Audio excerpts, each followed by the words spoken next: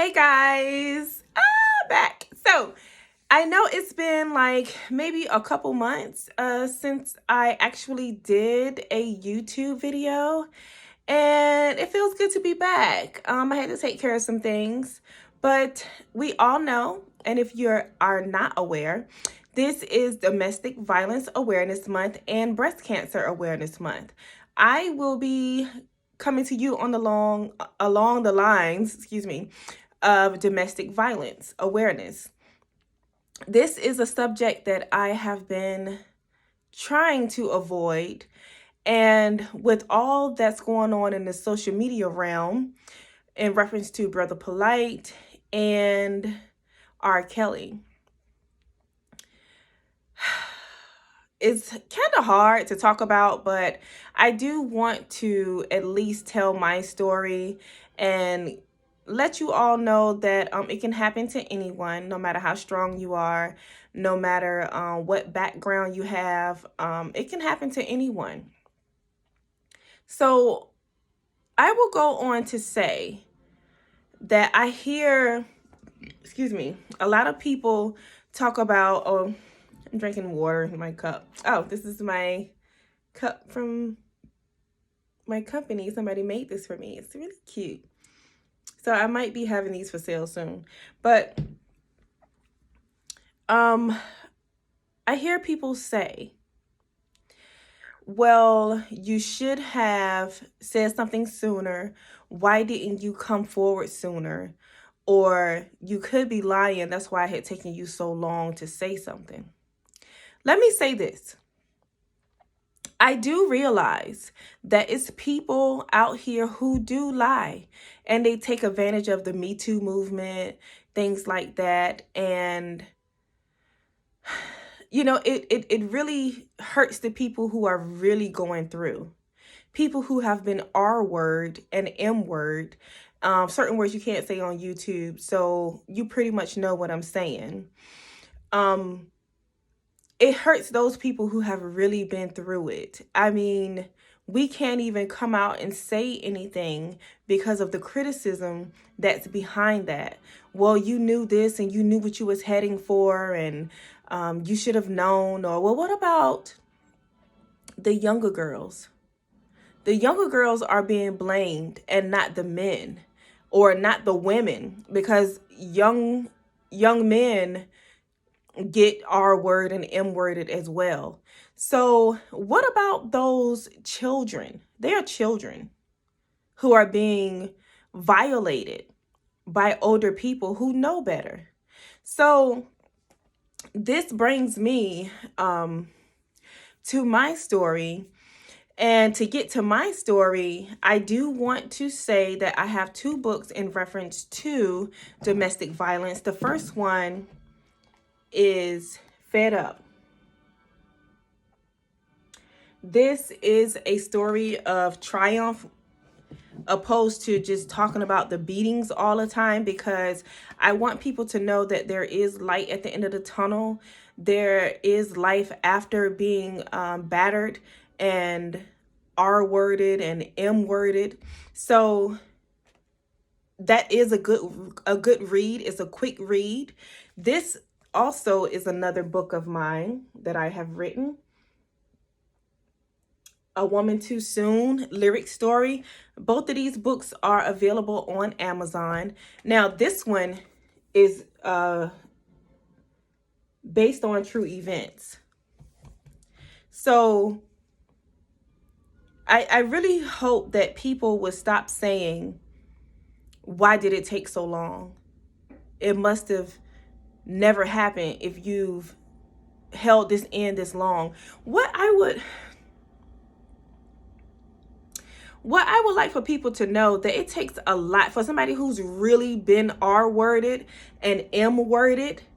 It really takes a lot for people to actually come out and say something. I'll say myself, the people who are close to me know what happened to me, but the world does not know. The whole world does not know. But a part of my story is in this book. And that's because I want to help others.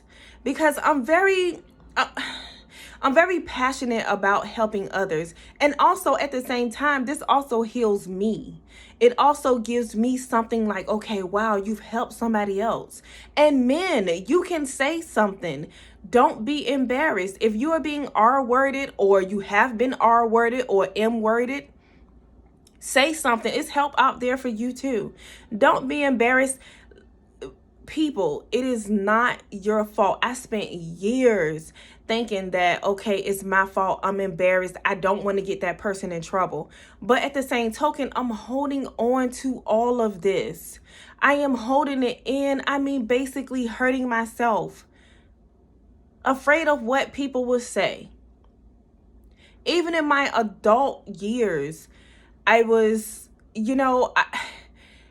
I didn't want to look weak. I didn't want to, oh, you the strong black woman. I am so sick of that label being put on us. We don't have time to rest in our femininity, to be real, to be able to express ourselves emotionally. And then when we do, oh, you just overreacting. You being too emotional. Well, what am I supposed to be? I'm a woman. So I would urge you to please go out and get help. It's okay, Black community mainly, to go and get counseling. I've done it, and I can tell you it has helped. It has helped. Don't let these people that's so heavily bound, they're no earthly good, tell you that you don't need counseling. You just need Jesus. You need to talk to God about it.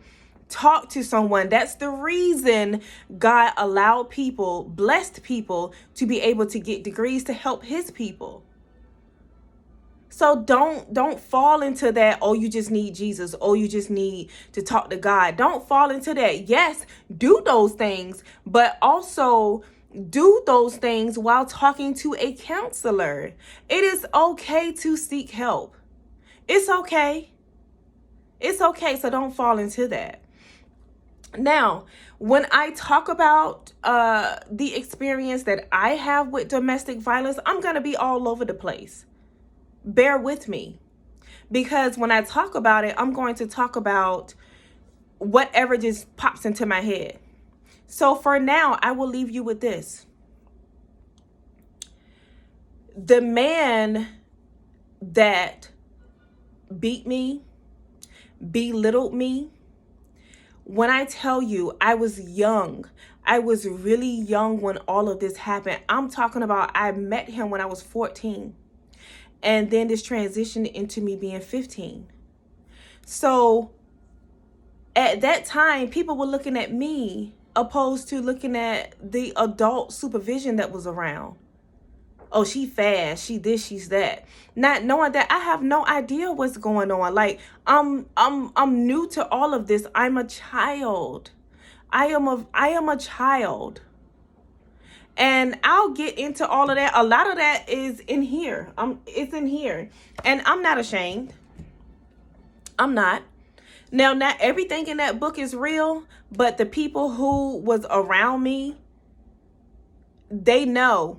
And I know what happened. And this is not anything against my parents, because they had a sickness at that time. So I do have to realize that. And I have forgiven them. Don't get me wrong. It's kind of hard, some of the things that I still deal with them today. But I'm getting this story out because I want to help others. I want to help you. And it also helps me. And it also helps us heal as a community. Stop sweeping stuff under the rug. Stop telling people that they're lying. Stop telling people that they should have come out earlier. Stop telling people what they should have done with their trauma, especially when you haven't been through it. And those that has been through it, how dare you?